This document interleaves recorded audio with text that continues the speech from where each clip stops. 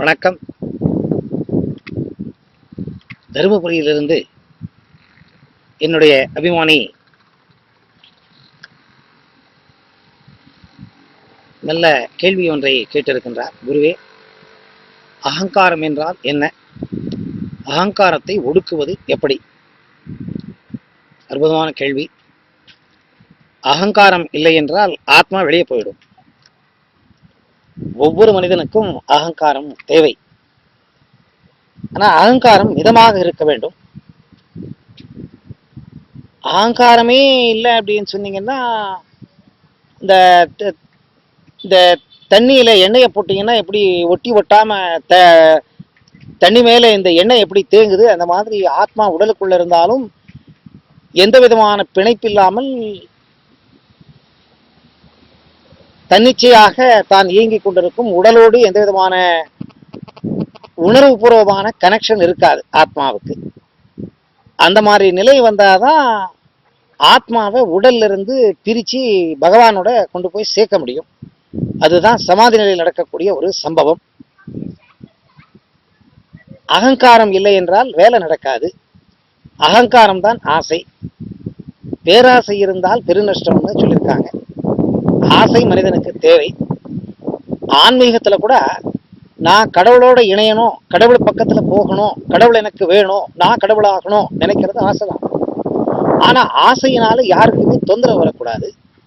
நீங்க என்ன ஆசைப்படுறீங்க, அந்த ஆசையினால உங்களுக்கோ உங்களுக்கு சம்பந்தப்பட்டவர்களுக்கோ எந்த விதமான துக்கத்தையோ கஷ்டத்தையோ கொடுக்கக்கூடாது. அந்த அகங்காரம், அகங்காரத்தினால் அதிகமான லௌகீக பிணைப்பு இருக்கக்கூடாது.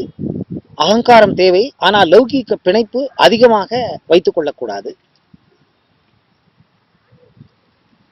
இந்த அகங்காரம் டியூனப் ஆகணும் அப்படின்னு சொன்னீங்கன்னா, தியான நிலைக்கு போனீங்கன்னா விவேகம் உங்களுக்கு வளரும். விவேகம் யாருக்கு இருக்கிறது இல்ல, விவேகம்னா அறிவு, விவேகம்னா புத்தி.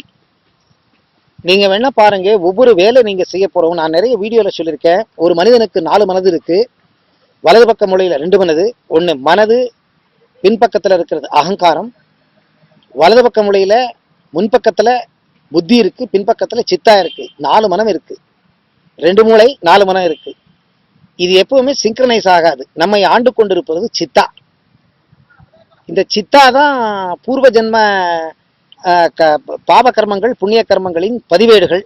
இதுதான் உங்களை ஆட்டி வச்சுக்கிட்டு இருக்கு. இது அகங்காரத்தோட டைரக்டா இணைந்து இருக்கிறதுனால அகங்காரம் சித்தா சொல்ற மாதிரி தான் செய்யும். சித்தால இருந்து வர என்ன வருது, அதுக்கு தகுந்த மாதிரி தான் அகங்காரம் இயங்குது. அதனால இந்த அகங்காரத்தை ஒடுக்கணும்னு நினைச்சீங்கன்னா சித்தாவை ஒடுக்கணும்.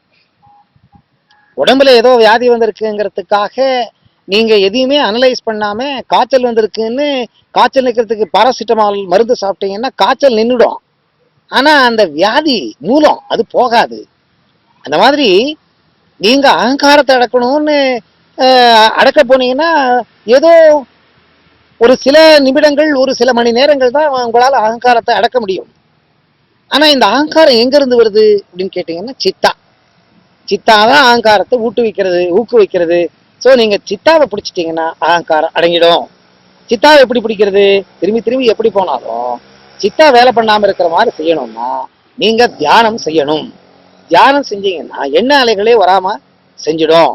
எண்ண அலைகள்ங்கிறது உங்க சப்கான்சியஸ் பிரெயின், சித்தால இருந்து பதிவேடுகளிலிருந்து வெளிவரக்கூடிய ஒரு எண்ணங்கள்.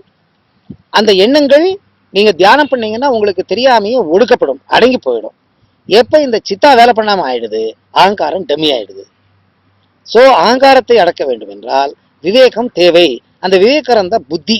சித்தா புத்தி ஒரே சைட்ல இருக்கிறதுனால நீங்க எப்ப சித்தா அடக்கிடுறீங்க, புத்தி வேலை பண்ண ஆரம்பிச்சிடும். அதனாலதான் தியானம் பண்றவங்களுக்கு புத்தி வேலை பண்ண ஆரம்பிச்சிடும். இன்னொன்னு அவங்களுக்கு இன்ட்யூட்டிவ் பிரெயின்னு சொல்லுவோம். முற்கூட்டியே முன்னாடி நடக்க போறது என்ன அப்படிங்கிறது தெரிய வந்துடும். ஏன்னா சித்தா இன்ஆக்டிவ் ஆயிடும். புத்தி வேலை பண்ண ஆரம்பிச்சிடும். புத்தியும் அகங்காரமும் தான் ஆத்மா.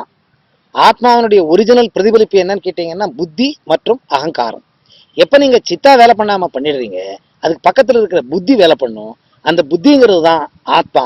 அந்த ஆத்மா தன்னிஷ்டத்துக்கு தான் அகங்காரத்தை எப்ப வேலை பண்ண வைக்குது, அது நல்லதையே பண்ணும், நல்லதையே சொல்லும், நல்லதையே நினைக்கும். அதனால நீங்க தியானம் பண்ண பண்ண பண்ண பண்ண உங்களுக்கு தெரியாம அகங்காரம் ஒடுக்கப்படும். நீங்க கேட்ட கேள்விக்கு நான் பதில் சொல்லியிருப்பேன் நினைக்கின்றேன். நன்றி, வணக்கம்.